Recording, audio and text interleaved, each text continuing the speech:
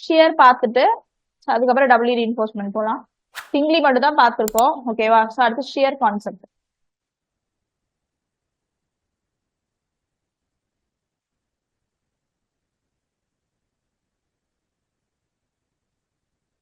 So ஷியர்னா என்னன்னு already நம்ம பார்த்துருக்கோம். என்னது? சர்ஃபேஸ்ல ஒரு ஃபோர்ஸ் கொடுத்தோம்னா அது ஷியர் ஃபோர்ஸ். ஸோ அதனால என்ன இங்க எஃபெக்ட் நடக்குது அப்படின்னா, இதனால பாத்தீங்கன்னா ஒரு ஒரு எலாங்கேஷனோ இல்ல ஏதோ ஒரு கான்ட்ராக்ஷன் அந்த மாதிரி இருக்கும். ஓகேவா? ஸோ அப்ப கண்டிப்பா ஒரு கிராக் டெவலப் ஆகும்ல. ஸோ அந்த கிராக்கு பேசிக்கா 45 டிகிரி கிராக்கா தான் இருக்கும். ஓகேவா? மெம்பருக்கு 45 டிகிரில தான் அந்த கிராக் டெவலப் ஆகும். பட் எந்த பக்கம் 45 டிகிரி வரும்ன்றது தெரியாது. ஓகேவா? ஸோ அதனால பாத்தீங்கன்னா கோடு வந்து என்ன ஸ்பெசிஃபை பண்ணிருப்போம் அப்படின்னா, அதை 3 விதமா நான் கொடுக்கலான்னு சொன்னேன்னா, ஸோ நான் சொல்றேன் ஃபர்ஸ்ட் பேசிக்கா ஒரு பக்கம் எலாங்கேஷன் இருந்துச்சுன்னா இன்னொரு பக்கம் கான்ட்ராக்ஷன் இருக்குமா? ஸோ அதே மாதிரிதான் ஆகும். இந்த ஷியருமே நான் உங்களுக்கு ஆல்ரெடி சொல்லியிருக்கேன். ஒரே ஒரு சைட்ல மட்டும் நீங்க இந்த ஷியர் கொடுத்தாலும் காம்ப்ளிமெண்ட்ரியா இன்னொரு சைடு அது டெவலப் ஆயிரும். ஸோ இது இழுக்கும் போது இதுவும் பாத்தீங்கன்னா ஒன்னு டெவலப் ஆயிரும். ஓகேவா? அப்படி இப்படி நடக்கும் போது ஒரு ஆப்ஜெக்ட நம்ம இந்த டயகனல்ல வந்து உங்களுக்கு சர்ஃபேஸ்ல கொடுத்து இழுக்கிறோம். ஓகேவா? ஸோ அப்போ ஒரு டயகனல் எக்ஸ்டெண்ட் ஆகும். இன்னொரு டயகனல் பாத்தீங்க அப்படின்னா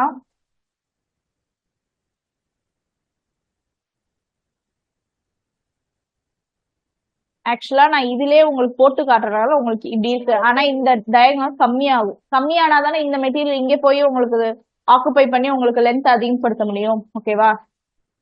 இல்ல நான் இப்படி போட்டு காட்டேன்.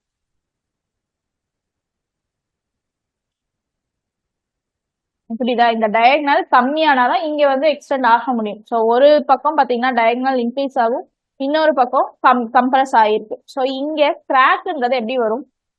இப்ப இந்த மாதிரி கொடுத்துருக்கேன். இதுல கிராக்ன்றது எப்படி வரும்? இழுக்கும் போது கிராக் எங்க வரும்? இப்ப இதை புடிச்சு இழுக்கிற. ஓகேவா? அப்ப கிராக் எங்க வரும்? நடுவுல தானே. அதே டயகனலா அப்படி காட்டியிருக்கேன். அதை அப்ப காட்டும் போது உங்களுக்கு இங்கே கிராக் வரும். 45 டிகிரி கிராக் அது. ஓகேவா?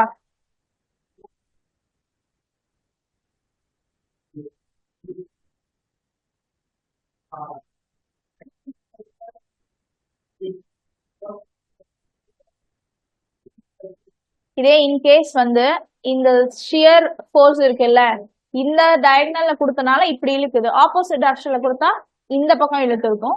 அப்ப கிராக் இப்படி வரும். ஓகேவா? இந்த எப்பயுமே வந்து நம்ம எதுக்கு ரீஇன்ஃபோர்ஸ்மெண்ட் கொடுக்குறோம் அப்படின்னு கேட்பாங்க. கிராக் அரெஸ்ட் பண்றதுக்கு தான் ரீஇன்ஃபோர்ஸ்மெண்ட் கொடுக்குறோம். எந்த டைரக்ஷன்ல கொடுக்கணும்னு கேட்பாங்க. ஓகேவா? டைரக்ஷன் கேட்பாங்க. Perpendicular to the crack. ஓகேவா? அதே parallel to the stress. Stress வருது இல்ல, இப்ப நார்மலா முன்னாடி பார்த்தோம்ல,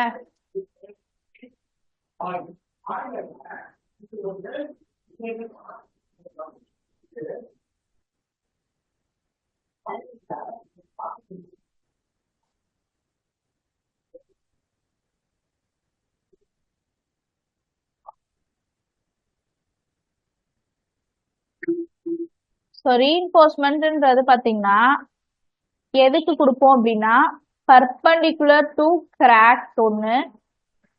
ஏன்னா வந்து இங்க கிராக் டெவலப் ஆகும். ஸோ அந்த கிராக்ல உங்களுக்கு நீங்க கிராக் வர இடத்துல இங்க தானே கிராக் வருதுன்னு வச்சுக்கோங்களேன். இங்க நீங்க போய் ரீஇன்ஃபோர்ஸ்மெண்ட் கொடுக்குறீங்கன்னா அங்க கிராக் வராம புடிச்சு இழுத்து வச்சிருக்கோம் அந்த reinforcement. So perpendicular to the crack ஒண்ணு. அப்படி இல்லைன்னா பேரலல் டு த ஸ்ட்ரெஸ். புரியுதா? ஏன்னா இப்ப இது இப்படி பிடிச்சிருக்கிறேன்னா இதான ஸ்ட்ரெஸ் இங்க தானே உங்களுக்கு இந்த டைரக்ஷன்ல தானே இருக்கு. அதுக்கு பேரலா நம்ம கொடுக்குறோம் reinforcement perpendicular to the crack. ஓகேவா? அதே கான்செப்ட் தான் எங்க பார்த்தாலும். ஷியர் இங்க 45 டிகிரில வருதா, அப்ப இதுக்கு பர்பண்டிகுலர் டைரக்ஷன்ல ரீஇன்ஃபோர்ஸ்மெண்ட் கொடுக்கறது ஷியர் ரீஇன்ஃபோர்ஸ்மெண்ட். அந்த ஷியர் ரீஇன்ஃபோர்ஸ்மெண்ட்டுக்கு பேர் தான் என்னன்னு சொல்லிட்டேன், ஸ்டிரப்ஸ். பேசிக் கான்செப்ட் இவ்வளவுதான். இதுல இன்னும் ஒண்ணு என்ன சொல்லணும் அப்படின்னா, உங்களுக்கு 3 விதமா கொடுப்போம்னு சொல்லிட்டேன். ஒண்ணு சரிங்க பாருங்களேன். இப்ப இந்த மாதிரி கிராக் வருதுன்னா இதுக்கு பர்பண்டிகுலர்னா இப்படி. புரியுதா?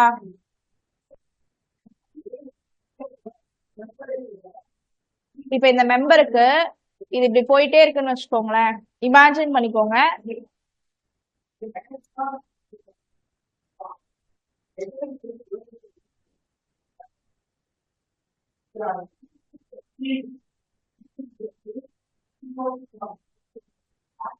இந்த மாதிரி இருக்கும்போது உங்களுக்கு எப்படி கொடுப்பாங்கன்னா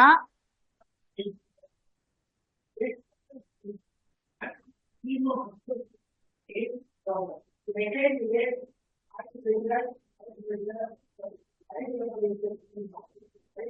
உங்களுக்கு இமேஜின் பண்ண முடியுதா? பர்பண்டிகுலரா அந்த கிராக்கு பர்பண்டிகுலர் டைரக்ஷன்ல நான் அப்படியே ஸ்லாண்டிங்கா கொடுத்துருக்கேன். ஓகேவா? இதே ஆப்போசிட் டைரக்ஷனா ஆப்போசிட் பர்பண்டிகுலர்ல இப்படி இப்படி கிராக் வருதுன்னு வச்சுக்கோங்களேன். அப்ப இப்படி கொடுப்போம். ஓகேவா? பட் கோட் என்ன ஸ்பெசிஃபை பண்ணிருதுன்னா, உங்களுக்கு எந்த பக்கம் கிராக் வரும்னு தெரியுமா? தெரியாதுல்ல. அப்ப நீங்க பர்பண்டிகுலரா கொடுத்துருங்க. ஸ்லாண்டிங்கா இப்படியும் கொடுக்க வேணாம், இப்படியும் கொடுக்க வேணாம், பர்பண்டிகுலரா கொடுத்துருங்க அப்படின்னு சொல்லுவாங்க. இது எல்லாமே நான் அப்புறம் பின்னாடி சொல்றேன். இதோட ஸ்பேசிங் எல்லாம் இம்பார்ட்டன்ட் கொஸ்டின் கேட்பாங்க. இந்த டைம் கூட இதை வச்சு ஏதோ கொஸ்டின் கேட்டிருந்தாங்க. ஓகேவா? சோ இது இல்லாம இந்த சிரப் நம்ம போடுறோம்ல, இது பாத்தீங்க அப்படின்னா ஷியர் எவ்வளவு வருதுன்றத பொறுத்து டிசைன் பண்ணணும். ஓகேவா? ஷியரே உங்களுக்கு ரொம்ப சேஃபா தான் இருக்கு, ஷியர்னால எந்த ஃபெயிலியரும் வரல அப்படின்னா கூட மினிமம் ஸ்டிரப்ஸ் வந்து நீங்க ப்ரொவைட் பண்ணி தான் ஆகணும். ஏன்னா அது டைப் பண்ணி கண்டிப்பா இருக்கணும்ல. அதனால மினிமம் ஸ்டிரப்ஸ்க்கு ஒரு ஃபார்முலா வரும். டிசைன் பண்றோம் அப்படின்னா 2 வேல்யூ கிரைட்டீரியா செக் பண்ணுவோம். அதை வச்சு எவ்வளவு எக்ஸீட் ஆகுதோ ஷியரு அதுக்கு மட்டும் டிசைன் பண்ணுங்கன்னு சொல்லி அதுக்கு ஒரு ஃபார்முலா இருக்கும். இவ்வளவுதான் மொத்த கான்செப்டே. ஓகேவா? லைனா பார்க்கலாம்.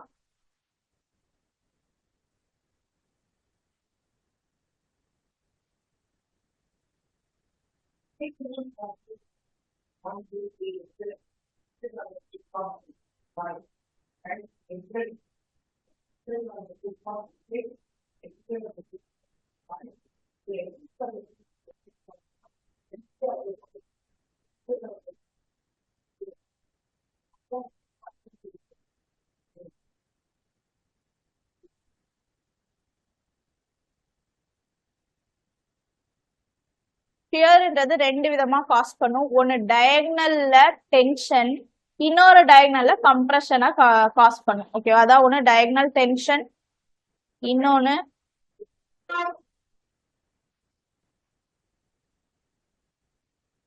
Diagonal compression.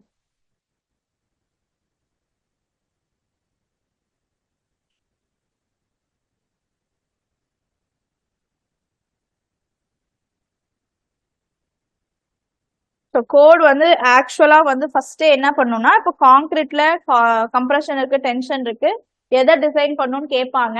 டென்ஷனை தான் ஃபர்ஸ்ட் டிசைன் பண்ணும். ஏன்னா காங்கிரீட் வீக் இன் டென்ஷன் ஞாபகம். இங்கேயும் ஷியருக்கு வரும்போது டயகனல் டென்ஷனை ஃபர்ஸ்ட் பாருங்க, அப்புறம் டயகனல் கம்ப்ரஷன் வாங்கன்னு தான் சொல்லுவாங்க. ஓகேவா? அப்ப டிசைன் ப்ரொசீஜர் பார்க்கலாம்.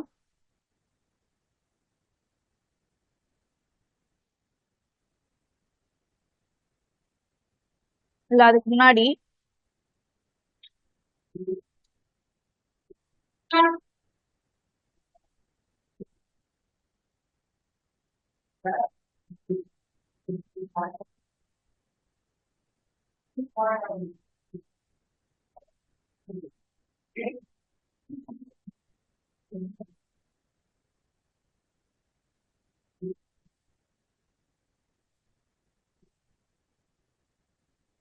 இந்த கான்செப்ட் புரியுது இல்ல? அப்போ உங்களுக்கு இங்க கிராக் வந்து பாத்தீங்கன்னா இப்படி இழுக்கும் போது இப்படி கிராக் வரும். ஓகேவா? அப்ப இதுக்கு டயகனலா நீங்க ரீஇன்ஃபோர்ஸ்மெண்ட் ப்ரொவைட் பண்ணும். அப்ப இமேஜின் பண்ணிக்கோங்க, இப்படி போகும்.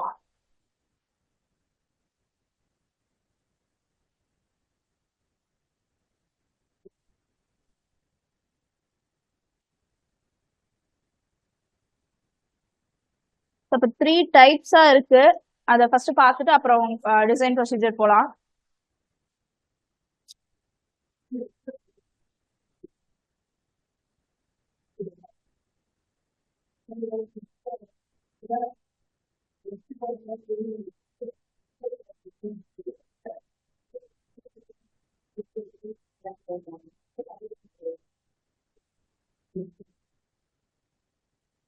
ஷியர் கிராக்ன்றது எய்தர் இப்படிதான் போகும்.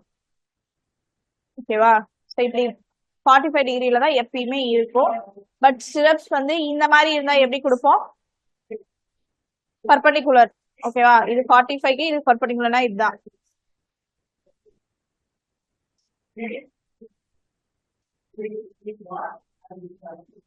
இதுக்குதான் இப்படி கொடுக்கணும். பட் கோட் என்ன சொல்லிட்டாங்கன்னா, எதுக்கு இந்த தேவையில்லாத வேலை, நம்மளுக்கு எந்த பக்கம் வரும்னு தெரியாது, ஸோ அப்ப நீங்க பர்பண்டிகுலரா கொடுத்துட்டு போயிருங்க அப்படின்ட்டாங்க. இதான் கான்செப்ட். ஓகேவா? அப்ப இந்த மாதிரி வெர்டிகலா கொடுக்கும்போது பர்பண்டிகுலரா கொடுக்கும்போது அது பேரு vertical stirrups.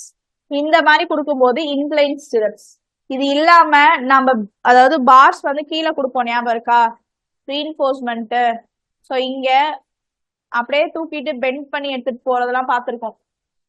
In case of continuous பீம்ல நெகட்டிவ் பெண்டிங் மூமெண்ட் மாறி மாறி வரும். அப்ப இந்த மாதிரி ஆகுமா? இதுக்கு பேர் என்னன்னு சொல்லுவோம்னா பென்ட் அப் பார்ஸ். பெண்ட் பண்ணி எடுத்துட்டு போறாங்கல்ல, அதனால பென்ட் அப் பார்ஸ். சோ இதுல வர இந்த இன்க்ளைன்டு போர்ஷன் இருக்குல்ல, இதுவும் ஒரு ஸ்டிரப்பா ஆக்ட் பண்ணுமா. ஓகேவா? சோ அப்ப நீங்க ஸ்டிரப்ஸ் வந்து 3 விதமா இருக்கலாம். ஒன்னு வெர்டிகல் ஸ்டிரப், ஒன்னு இன்க்ளைன் ஸ்டிரப், இன்னொன்னு பென்ட் அப் பார்ஸ். நான் கொடுக்குறேன்.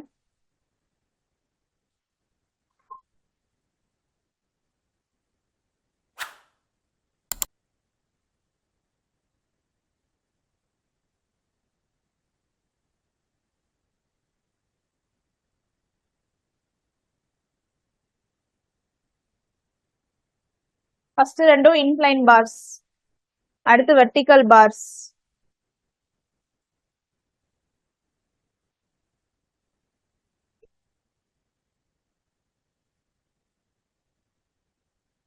இது இமேஜின் பண்ண முடியுதுல்ல எப்படி போகும். ஓகேவா? அதனால இந்த போர்ஷனை கட் பண்ணி காட்டுறோம்.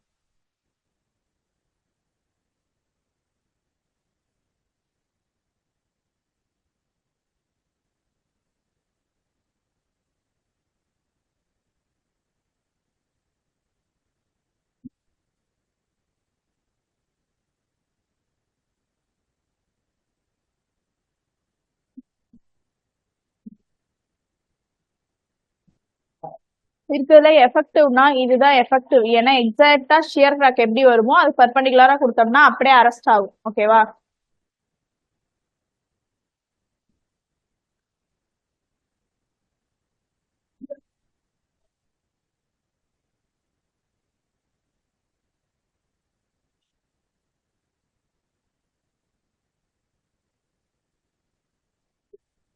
ஸோ இது வெர்டிகல் ஸ்டிரப்ஸ். இப்போ இன்க்ளைன் பார்ஸ்ன்னு கொடுத்துட்டா incline stirrups, sorry stirrups, types of ஸ்டிரப்ஸ்ல தான் இது மூணு.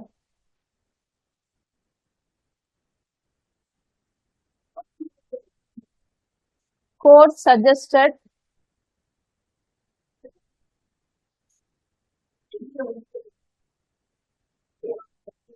to use as track.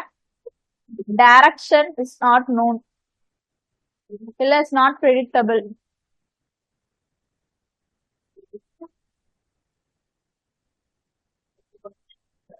சொல்ல முடியாது எந்த பக்கம் வரும்னு.